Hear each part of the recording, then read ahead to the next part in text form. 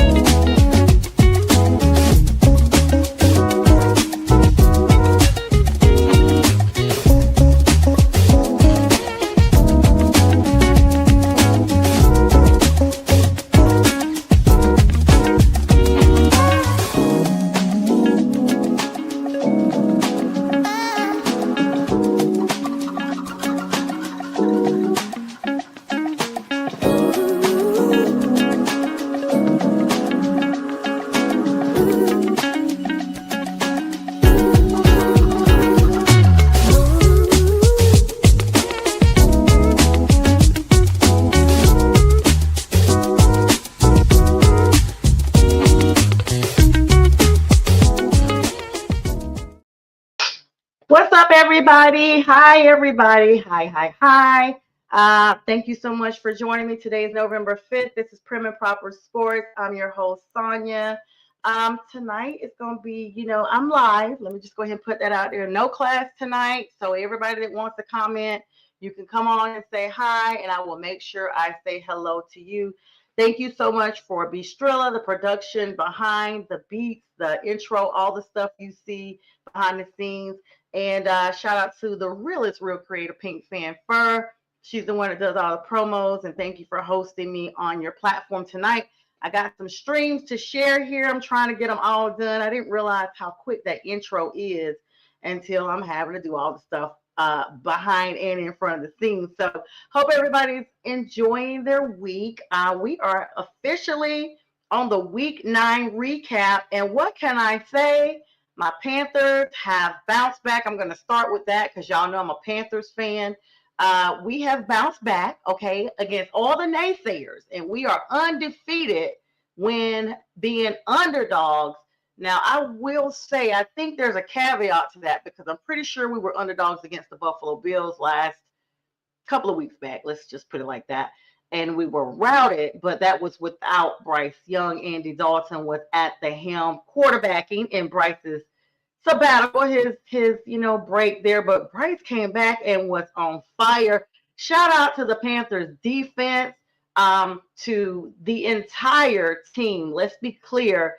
Rose Boom really got the boom going for the defense there. The over-under was 13.5 points against Green Bay. They thought that they were going to beat us by 2 touchdowns. I'm sure you guys saw my live right after the show. After the game, I went on and immediately was like, hey, for all you guys who had a 13.5 point deficit over us, the points were 13. That's all Green Bay actually scored. And shout out to our field goal kicker, Mr. Ryan Fitzgerald, who made sure at the last second he nailed the PAT for a 16-13 win over the Green Bay Packers. Now, Sunday, because I'm going to get to all the games we got coming up here a little bit shortly, the Panthers have the New Orleans Saints, the NFC South divisional matchup. The first time we're going to be seeing the Saints this season in Charlotte. That game is Sunday. But enough of that. You know, I talk about all my Sunday games on Friday night with the fellas. So make sure you guys are here at 9 p.m. Eastern Standard Time to join me then so that we could talk. But y'all say hello when you come on. I see everybody saying coming on and everything.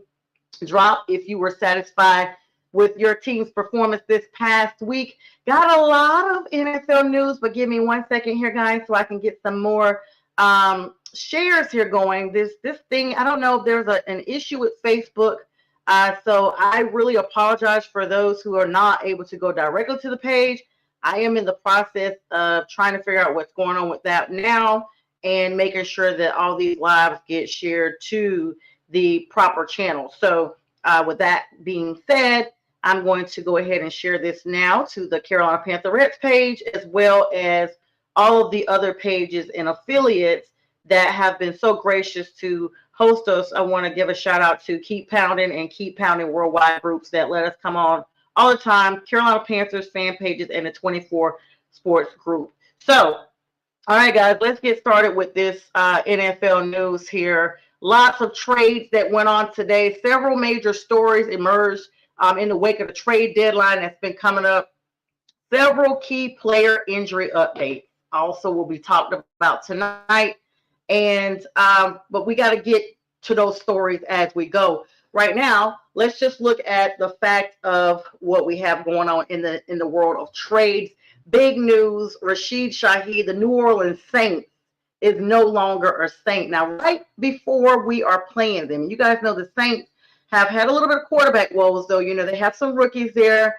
They decided not to go with Spencer Rattler. Now Tyler Shough is at the helm, and you know, they have their new coach. I think next year we may be looking at a different Saints team. But for right now, Rashid Shaheed has gone on from the Saints. We'll talk about that in just a minute. The Arizona Cardinals, let's talk about our injuries first, have placed their quarterback Kyler Murray on injury reserve. Unfortunately, he is ruled out with this big injury here. And not only that, but another big name out west, CJ Stroud, is going to be missing week number 10 on injured reserve because he's out for concussion protocol. Additionally, the Jets linebacker, Quincy Williams, he's lost his starting job now following the team's busy trade deadline. And then looking at things that a combination of injuries and trades is what's going on. Let me see real quick, guys. I think my comments, I may have to go to my page here because I know you guys are on, but I don't see the comments populating. So give me one moment because I want to make sure that everybody knows that I'm here and that I will be attentive to your comments. I always see them like after the fact. So let me make sure I'm on here real quick just to make sure you guys are greeted accordingly. All right, so let's see what we got here. But you guys make sure you say hello and all that good stuff. What's up to everybody coming in? Okay, so yeah, back to what I was saying. Quincy Jones, the Jets linebacker, is no longer a Jet, you guys. He definitely moved along, but we're going to get to that in a moment. The Cardinals placed Kyler Murray, their quarterback, on injured reserve due to a mid-foot sprain. Y'all know this is the time of season that a lot of injuries are starting to pile up on players or what have you. And so it's always the caveat that everybody's playing injured. Shout out to Rico Dowdle, who played continuously injured in our game on Sunday. Y'all gonna hear me keep getting plugs for the Panthers the entire broadcast. So just get used to it. I'm happy. I'm gonna be happy, and I'm proud of us. We finished 5-12 last year, and we are just a mere one game behind the Bucs to claim the South right now. So I'm gonna be tooting my horn and the Panthers' horn for the duration. Of course, Kyler Murray is going to be sidelined for 4 games, guys. Jacoby Brissett, y'all remember him from the Indianapolis Colts? Well, he's going to continue to start in his place. So We're going to see kudos to the Cardinals for getting the upset over Dallas, 27-17. Y'all did that. By the way, I picked the upset because you just never know what type of Dallas team you're going to get. CJ Stroud, like I mentioned early on, he's going to miss week 10 because this is going to be against the Jacksonville Jaguars. He's still in concussion protocol. Davis Mills is going to start for Houston. I don't know too much about Mr. Mills, but we will, or we shall know more about him after Sunday's matchup. Now, Quincy Williams from the Jets told the media, guys, he actually came out and was like, he was benched after personnel news from the Jets, which saw trades throughout today, yesterday, what have you. Several key players trade deadline, of course, being the big news. Now, the general manager of the Jets, Darren Muge, I guess I'm saying that right, pushed back against the notion that the recent trades for defensive players like Williams and Sauce Gardner. That is big news. Freaking Sauce, y'all. The sauce is over for the Jets. I feel bad for Aaron Glenn. He went to this team and thought that this team was gonna, be his building point. And I honestly thought that was gonna be the same thing, but we just don't see that. So, right now, they are clearly in a rebuild, even though they have Aaron Glenn there, Mr. Him doing the same move. I think they're going to be better at some point. I just don't know when.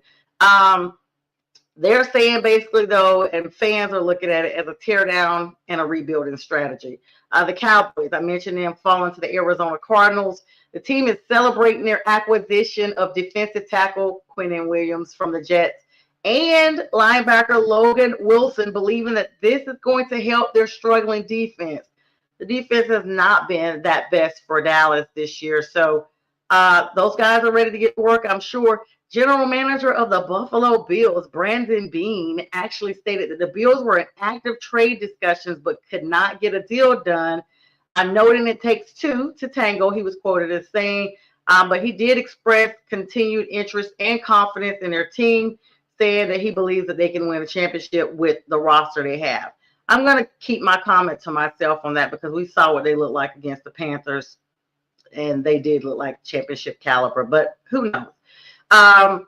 The Eagles general manager, Howie Roseman, is explaining his decision, meanwhile, to keep wide receiver A.J. Brown at the deadline. A lot of people were thinking that he was going to go elsewhere. Well, he's there. He said, listen, we're championship contenders again. Y'all might call us greedy, what have you, but we're trying to run this thing back. So we're keeping where we are, and we do not trade away elite players. Like, don't even ask. Don't come knocking. We're not interested. The Commanders, who unfortunately, if y'all did not see that game, the Washington Commanders lost Jaden Daniels with an ugly, gruesome dislocation of his arm, elbow, what have you. They've been real mum on speaking on that. But that injury was really, really bad. Marcus Mariota getting a chance at starting QB again for a struggling Washington team. Now, let's be clear. Washington has not looked like the Washington they were last year at all. At all. I mean, Jaden's been out for a few weeks, just came back, and now he's out again. So, anyway, Frankie LaVue got fined. He was supposed to be suspended, or you know how Frankie LaVue is, former Panther. He's been on a couple other teams as well. He got $100,000 fine upon appeal, making him eligible to play in Sunday's game against the Lions. And so I'm just like, whoa, and whoa. We just try to figure out what's going on here. Let's look at a couple of other things we got going on.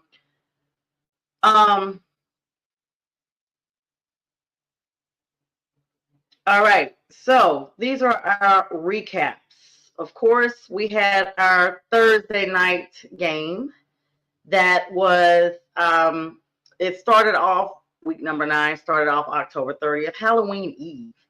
And it was Youngsville. I'm sorry, guys. I just, Ravens and Dolphins, and then Sunday's games, a bunch of scores. So Bears and Bengals, a lot of close games because at this time of year, teams are trying to play and be relevant and possibly solidify some type of playoff contention. So everybody's showing up, and you just never know which Bengals team you're going to get. Right when you think, okay, the Bengals are done, then Joe Flacco pulls a miracle out, and he gets it done. So it looked like that's what was going to happen when they fought, or should I say, played the Bears. And the Bears edged them. Very, very close, but edged them nonetheless.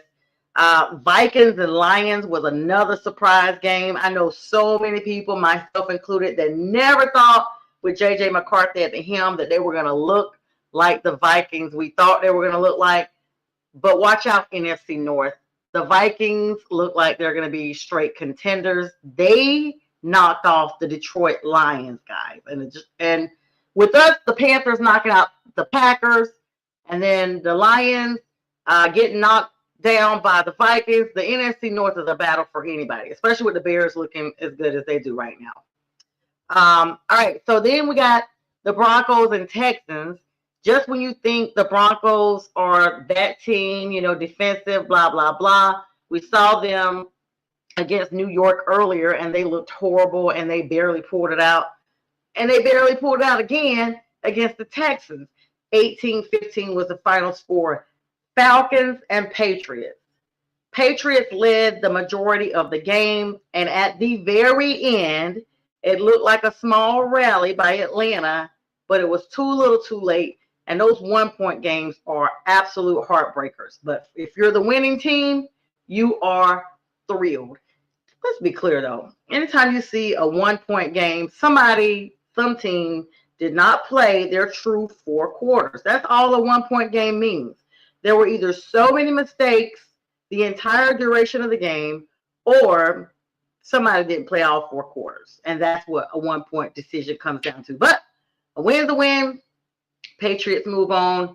Drake May looking outstanding. So when you guys first saw him go to the Patriots from UNC Chapel Hill, shout out to Bill Belichick, who's now their coach. He was not when Drake was there, but he's there now. It's such an irony. Drake May, I just thought about it. Drake goes to New England, Bill Belichick's former team that he coached in the NFL, and Bill Belichick is now coaching Drake May's former college team at University of North Carolina in Chapel Hill. So what a switcheroo. I never even thought about that.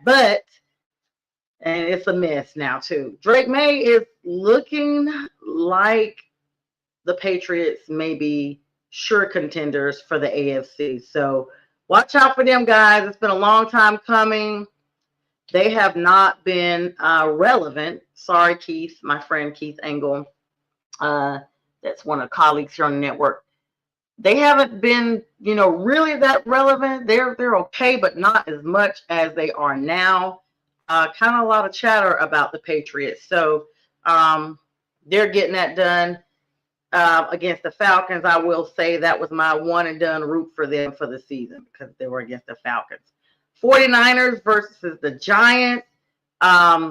Giants got beat 34-24. The Giants are just, and with Cam Scatterboo being out, and then Malik Neighbors was out of this last matchup, I don't know what's going to happen with New York after the season is over.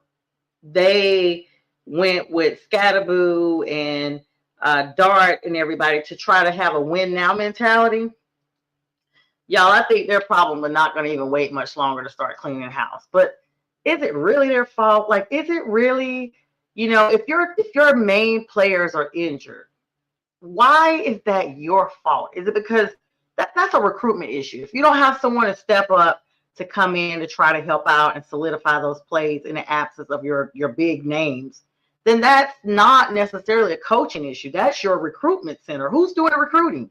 Now, if you're one of these teams that your coach is everything, they're the manager, they're recruiting and everything, then okay, that's fine because you didn't do your right recruiting. But it's a gamble anyway, guys, when you got a bunch of rookies. Like I always tell people, there's an acclamation to the NFL. There is even the greatest player, Heisman Trophy winners, like we have one ourselves, Bryce Young.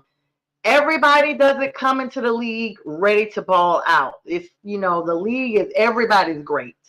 In college, if you're playing with some greats to get to a greater level, but in NFL, you're playing against the great of the great and competing with the great of the great just for that role on the team, that roster.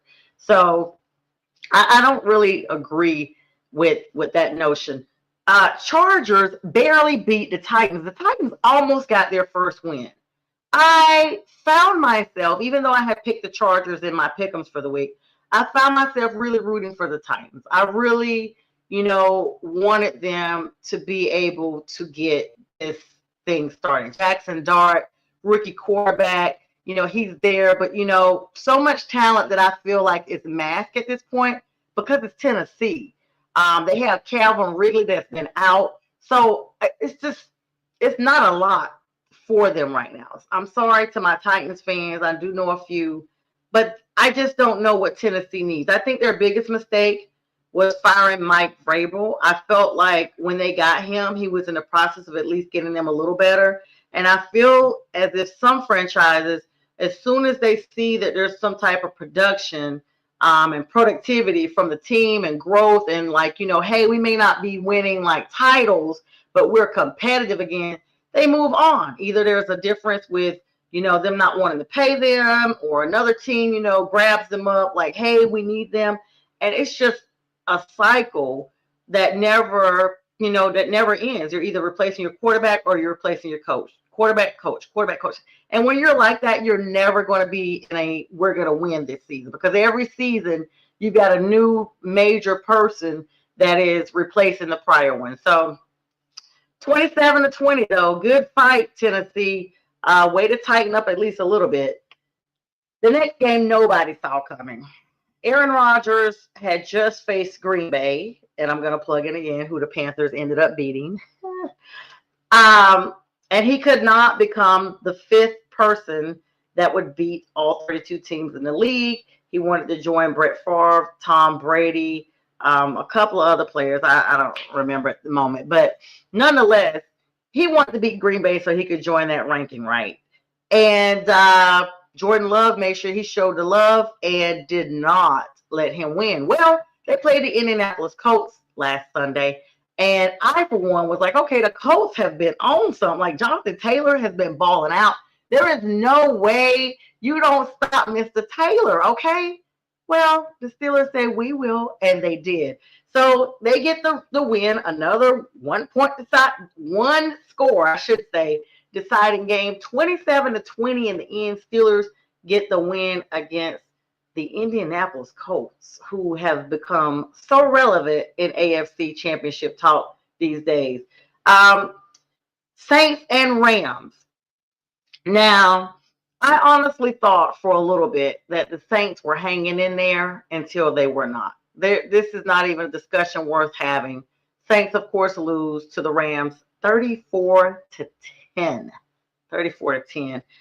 Jacksonville Jaguars and the Raiders go overtime. Pete Carroll and those Raiders, led by Geno Smith, against Trevor Lawrence, who, by the way, has an injured Travis Hunter, so did not play in that matchup. They went overtime all the way down to the very end, 30-29, like another 1 point game.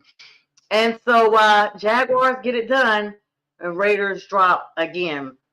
Now, the Thursday night game that's coming up tomorrow is going to feature the Raiders versus the Broncos. Now, you guys know that's a matchup. They have like this serious rivalry, and just be on the lookout for the upset, because like I said, the Broncos have not been playing astute football for a while now. They've just been barely getting by. And the Raiders may pull this one off. Of course, Chiefs and Bills game. I honestly did not care who won this game because of what the Bills did to the Panthers a couple of weeks back. And I'm normally a Josh Allen fan. And I guess in the end, I'm more of a Josh Allen fan than I am kind of like that I don't like the Chiefs, excuse me. So it's like the same way I don't like the Chiefs, because I just, like, a lot of people just don't like them. Like, no rhyme or reason. We're just sick of them, We're so glad that, by the way, the Panthers have the same record as they do. okay, that I wanted the Bills to win that game, and they did by one score, 28-21. So kudos to the Bills for getting two in a row. So they said that the Panthers let them break their losing streak, and now they clearly have won two in a row. So kudos to JA and your crew. Seahawks and Commanders. Is there any stopping Sam Darnold? Some quarterbacks, guys, go to other teams and just really flourish. Now, y'all know Sam came from the Jets. I think he was with the Rams for a little bit. Then he came to the Panthers and then was with the Rams. And now he's with the Seahawks. And it looks like he's found his home. The Seahawks look good, y'all. I mean, it was against the Commanders. And, of course, Jane Daniels went down with that ugly injury. But before he even got injured, that game was a wrap. And that's the reason why a lot of Commanders fans are even angry about that game, because that game was so far gone that Jaden should have been just brought on out, especially with him coming back from an injury. And right after he was injured, Seattle made the decision to go ahead and take Darnold out of the game as well, just for protective measures, because at this point, what are you playing for? The game ended at 38-14. It was a wrap. I don't know where Seattle is headed. They look like the early Russell Wilson days, the 2015 year when the Panthers played them, and we were all, catalysts and contestants for the playoffs. And we do play Seattle this year, and we will be ready. So for my friend Bo and all you Seahawks fans out there, we're coming. All right, and then of course, you have the Cardinals and Cowboys game that I talked about here shortly, 27-17. I just have no words for Dallas. You just never know which Dallas you're going to get. So which team are you guys? I still am sitting here trying to see if I can see comments. And I just feel like there's no way that y'all are this quiet. I see a lot of people on here. This is what happens when I can't, if I go to my YouTube page, I can't see the comments, and I'll see them as soon as I get off. And then that's when it'll be like, oh, hey guys. So let me just go ahead and take a moment now to say hi to everybody coming on. I do see you. I just can't reply to you for some reason. So I do want to say hello. What's up, Bernard? Hi. I do see Bernard on there. Okay. They are RG3 in him. Yeah, that's the thing. So everybody in Washington was saying that. This is like the Theismann injury. The RG3 injury was the same down, the same period through the game. And such a similar, and you guys know RG3 just never bounced back from that.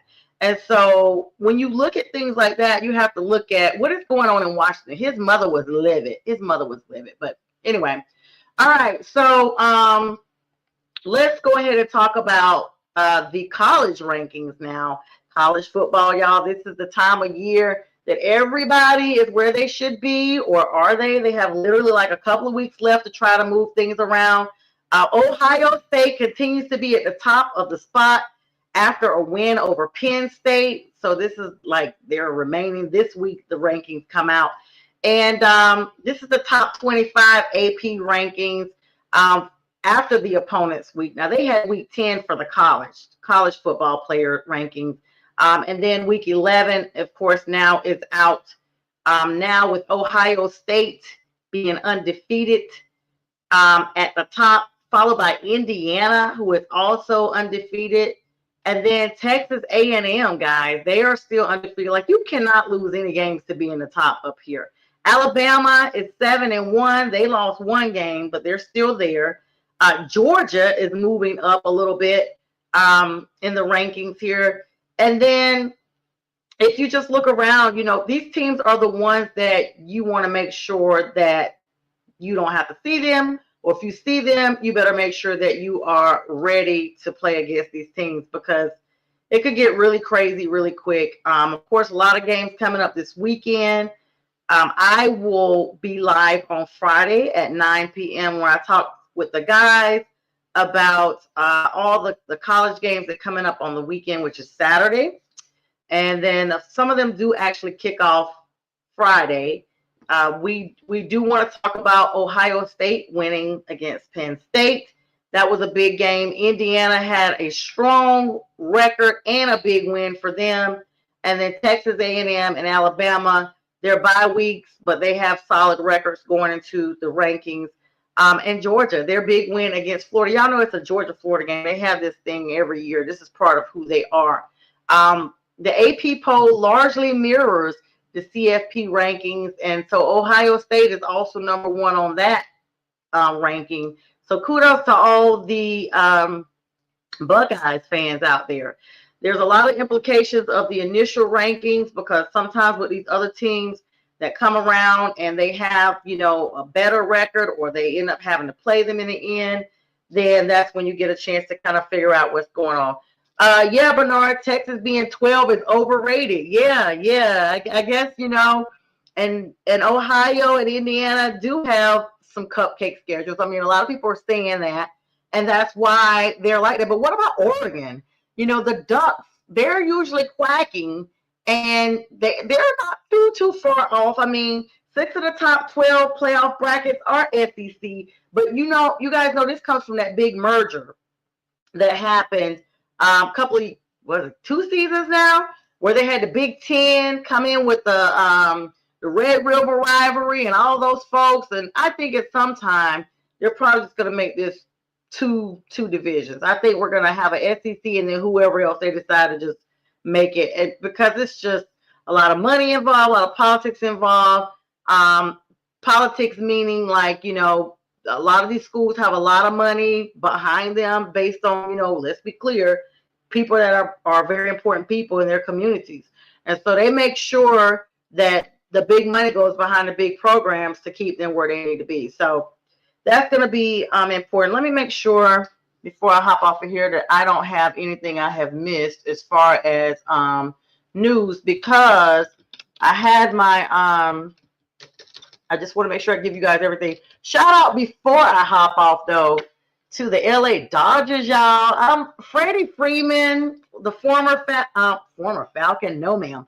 Freddie Freeman, the former Atlanta Braves, and the LA Dodgers are your world champions. Congratulations to them. They had a lot of big stuff. I know I don't talk about baseball too much, but I'm super excited for him to be able to get another ring, and just sensational. All right, so let's see. Make sure I got everybody on here. Oh, guys. All right, there are some Vikings trade rumors that were supposed to have gone down before 3 p.m. on Tuesday, but we don't see that. And according to USA Today, the Chiefs actually were interested in Breece Hall, but the Jets turned them down. The Jets are, I don't know, they are trying to line up their people because they're like, listen, we are losing a lot of people, and we need to make sure that we are doing what we have to do to get, they can't continue the way they are now. Let's be clear, they cannot.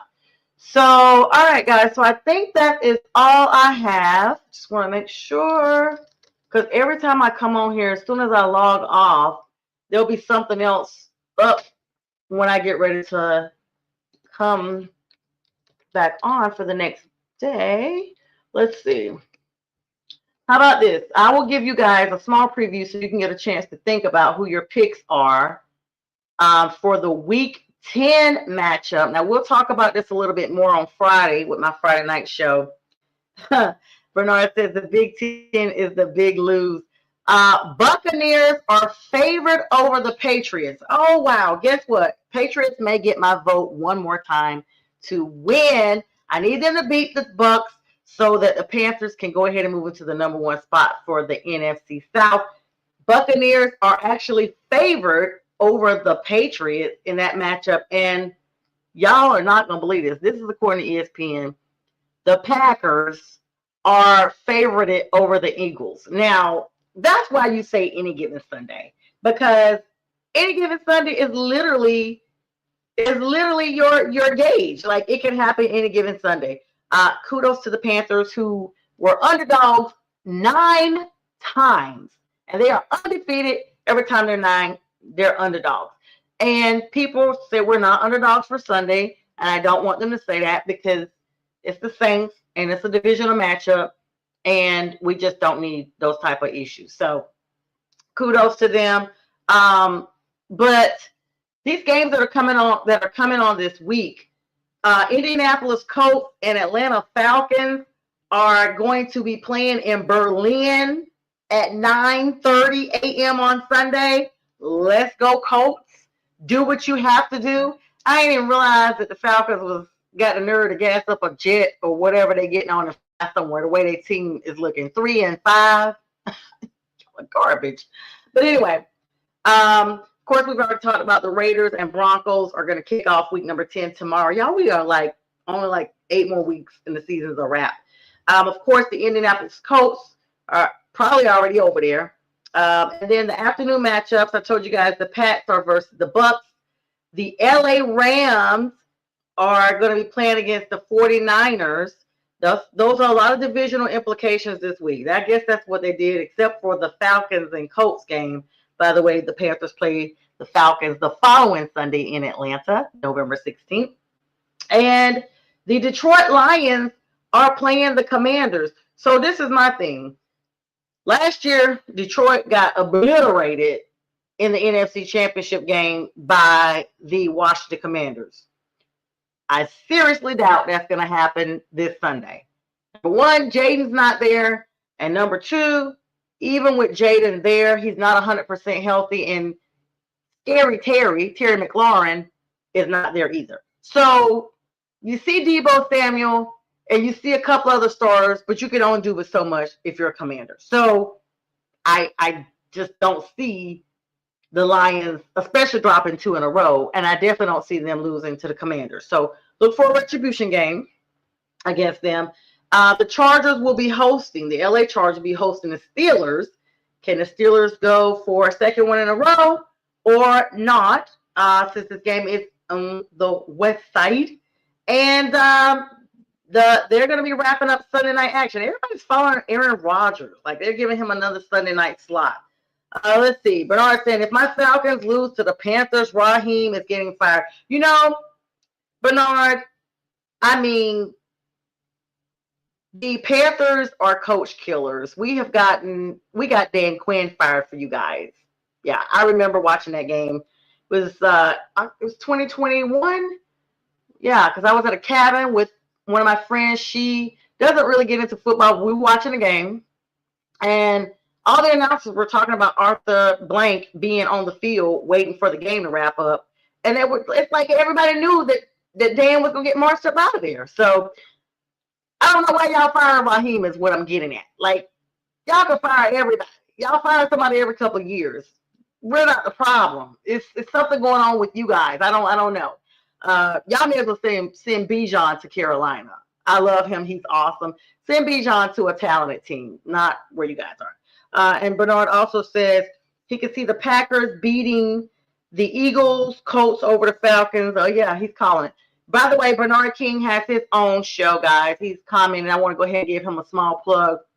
He was supposed to be on with me this evening, but he is had a little issue with his voice because he does so much talking with his show.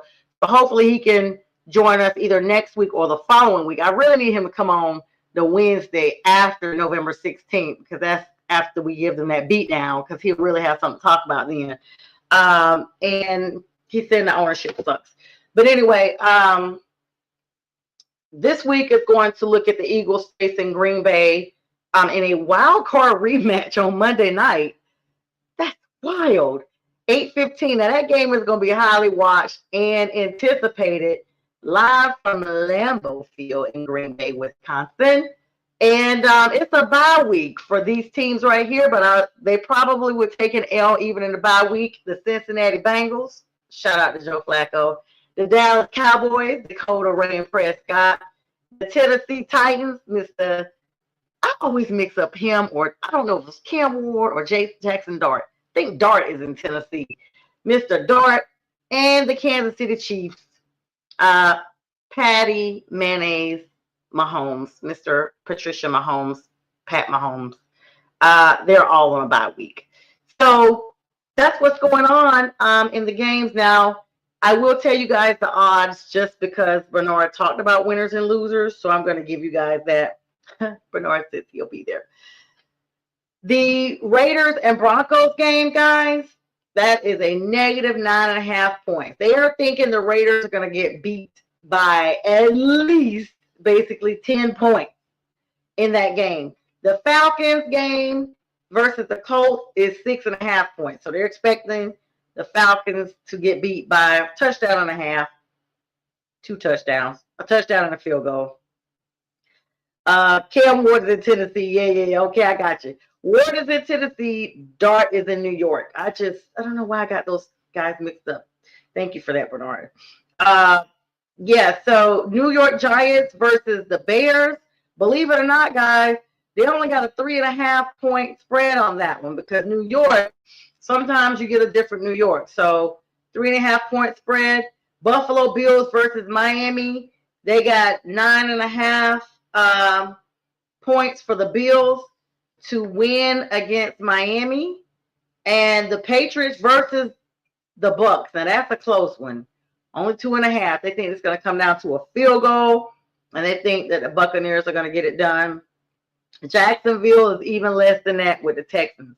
They only gave them a 1.5 point spread. So this thing may come down to a safety with those two. They're both in the AFC South. It's a divisional matchup. It's time for them to get things done.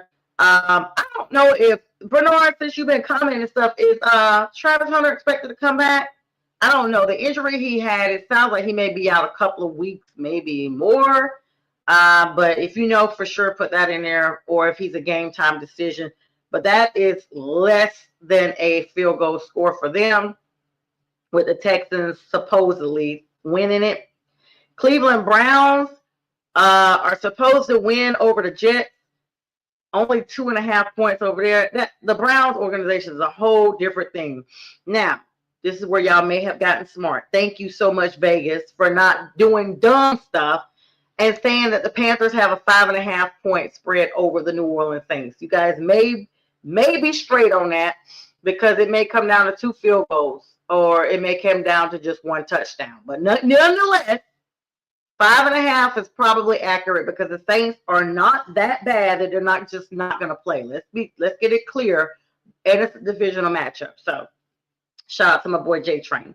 The Baltimore Ravens, after the way the Vikings stood up to the Lions, folks have rethought their analysis, and they are only giving the Ravens 4.5 points over the Vikings. They are not dumb at all. And thanks for the start, Bernard. They are not dumb at all because they're realizing J.J. McCarthy is back, and these are his Vikings, and this is what he's going to do. So, yeah, that's where they are. Arizona Cardinals versus the Seahawks. Even though the Cardinals did defeat Dallas, now without Kyler Murray, and they're bringing in Jacoby Brissett. I think this is Jacoby or Mills, one of those 2 guys. 6.5 points. They think they're going to beat them by a touchdown. I think it's going to be more than that. And that game is in Seattle. I think this is going to get blown out of the water. NFC West matchup. By the way, did y'all know the Panthers originally were the NFC West when they first started? Crazy, right? I don't know how they loop these teams up. That's kind of like Dallas being in the NFC East and they're in the West. I never understood that, but that's where they are. Detroit has a 9.5 point spread over the Commanders. And they're probably going to get that and then some. I would give Detroit probably 15 points, honestly. And that is speaking very big. I honestly think they beat them. They may put up a 40 burger against these guys. It's going to be ugly. Let's see. Yep, they went and got Jacoby Myers. He's going to be out long term. Okay, thank you for that, Bernard. Talking about going back to what game? I think your comment may be a little delayed. What game is that you were talking about? Who is out? Which game, Bernard? Is that the Cardinals game? Or is that which game? I don't know. I don't know where you're commenting. You'll have to comment that. Anyway, Los Angeles Rams against the 49ers. That's a little closer, 4.5 points. They're expecting the Rams to beat the 49ers. I think they got that wrong. Let me go ahead and put that out there now. Just a different 49ers team. Everybody's battling injuries. Pittsburgh versus the Chargers is an even shorter distance for that matchup. 2.5 points Sunday night football. Oh, Travis Hunter. Okay, thank you, Bernard. Travis Hunter's going to be out for the duration. So, Jags, you're going to have to fight your way through it. Considering y'all had the opener against the Panthers, it is what it is. And then the Eagles and Green Bay, which is the Monday night game, they are thinking that's going to come down to the wire with only a 2.5 point spread. And I really, really, really believe that because these two teams are going to battle, and we're in double digits of the week, and that's what's going to happen there. And yeah. All right, guys. So I'm going to hop on off of here. I got to get back to studying. It's been really awesome hanging out with you all. Thanks for the likes, loves, comments. Bernard, I really appreciate you hanging in there with me and commenting and keeping the conversation engaging and entertaining. And thanks for being an honest Falcon fan. And you guys make sure you join me in a couple of weeks when Bernard is on the show. So 16, 17, November 18th should be the night that we're on live together. I will be out of class, so I'll definitely be live on Wednesday. And make sure you guys join me this Friday night, 9 p.m. Eastern Standard Time for myself.